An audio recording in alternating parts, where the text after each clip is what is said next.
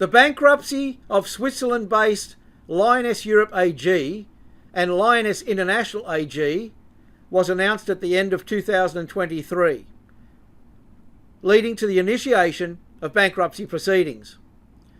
The administrator tasked with handling the case is truly to be pitied. His nerves are frayed, as this task proves to be not only arduous but also presents significant obstacles. Despite intensive efforts, the administrator has only managed to recover around 110,000 Swiss francs, which is just enough to cover the current bankruptcy costs. The approximately 800 creditors with individual claims now face a tremendous challenge. The examination of claims by the bankruptcy administrator is expected to continue until mid-2025 due to the sheer volume of claims. Hubert Freidl's statement to the prosecutor, claiming that very few customers are dissatisfied, borders on the pathological denial of reality. This fiasco highlights a central issue. The wealth supposedly boasted by the Lyoness purchasing community simply does not exist. While the company had for years spoken of substantial profits and lured new members with promises of passive income, it has now become clear that many creditors will go empty-handed. As numerous court rulings and economic assessments have shown, the purchasing community is a mere facade, with the recruitment of new members as its actual core operation. In Switzerland, a particularly troubling aspect is that the bankruptcy administrator is not only struggling with countless claims, but also the lack of transparency in the company's structure. The documents available to him are riddled with gaps and errors, which greatly complicates his work. Crucial documents are missing, making the examination process difficult.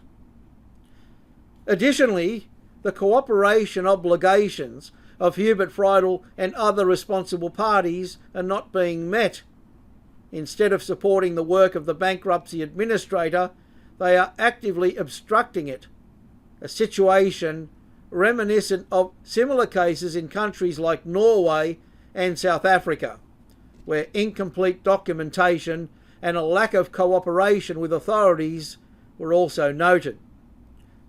As we reported in February, an economic report revealed that over 50 companies are linked to Lyoness Europe AG, and around 6 million Swiss francs remains unaccounted for.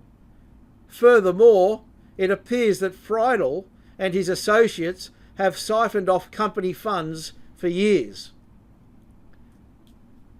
The amount Freidl owes the company is estimated at over 30 million Swiss francs, underscoring the extent of mismanagement and alleged self-enrichment. For the affected creditors, the question now arises of whether and when they might ever see their money. While the bankruptcy administrator searches for the missing funds, it seems that all traces have been deliberately erased. The generous loans given in the past to third parties and close associates further exacerbate the situation. The entire case once again demonstrates how recklessly the funds of members and creditors were handled. Individual plaintiffs were procedurally isolated, regularly inundated with new contract agreements and addenda to ensure that creditors would walk away empty-handed in the event of bankruptcy.